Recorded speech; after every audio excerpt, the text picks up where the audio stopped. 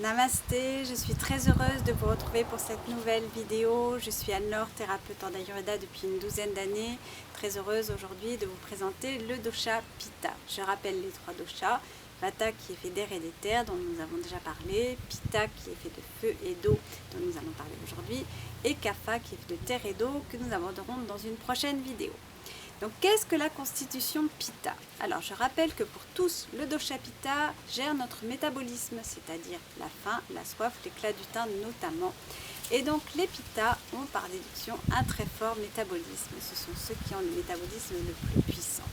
En termes physiques, les Pitta ont une charpente normale, des bons muscles, un physique bien déterminé, souvent le visage coloré et particularité puisque leur dosha est fait de feu et d'eau. Ils ont souvent chaud, toujours pratiquement toujours chaud, la chaleur étant ce qui caractérise le plus le dosha Pitta. Voilà, ça c'est pour le physique. Après, en termes de mental, en fait, de traits de caractère plutôt, comment sont les Pitta? Les Pitta sont des gens très déterminés, on va dire qu'ils ont une forte énergie puisqu'ils sont faits de feu notamment. Ils aiment beaucoup diriger, alors que ce soit diriger un projet, diriger une équipe. En fait, ils aiment avoir un but, que ce soit dans leur vie privée ou leur vie professionnelle. Et là, ils se sentent accomplis. Ils adorent convaincre. Ne vous lancez pas avec un Pitta dans un débat, il voudra toujours avoir raison. Voilà. En termes d'appétit, les Pitta ont donc un métabolisme puissant. Ils peuvent manger beaucoup, sauf la saveur acide qui se traduit dans le corps en inflammation. Je rappelle, l'acidité, c'est notamment la viande, des agrumes, les tomates et l'alcool. Mais sinon, ils peuvent manger beaucoup et ce sont ceux qu'on regarde en disant « Mais comment tu fais pour manger tout ça alors que tu es si mince ?»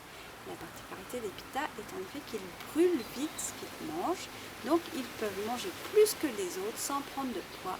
Et s'ils en prennent, en général, ils le perdent rapidement. Ce qui leur conviendra, c'est une nourriture fraîche. Ils aiment bien les crudités, c'est le dosha qui les supporte le mieux, notamment en été, mais ils peuvent presque en manger toute l'année.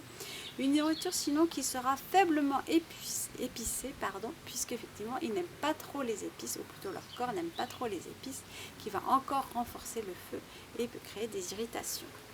On va donc leur conseiller de manger une nourriture très peu épicée, à part la coriandre, et donc de saveur plutôt douce. Voilà.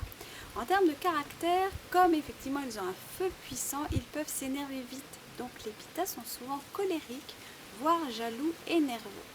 Alors comment peut-on faire pour abaisser cet excès de feu, on va le dire? Mais en fait, tout ce qui va leur convenir, ce sont le tai chi, le yoga, la méditation, se promener dans la nature et admirer la beauté de la nature, ce qui va à ce moment-là abaisser leur Pitta. On peut aussi leur conseiller le soir, plutôt que de prendre une douche fraîche, de se mettre par exemple une compresse d'eau fraîche sur le front, ou alors de prendre un bain de pied froid, et là ils dormiront mieux parce que leur Pitta sera apaisé. Voilà, ça c'est pour tout ce qui est effectivement consigne générale. Je vous dis à très bientôt pour la vidéo Kapha, et d'ici là, portez-vous bien. Namasté.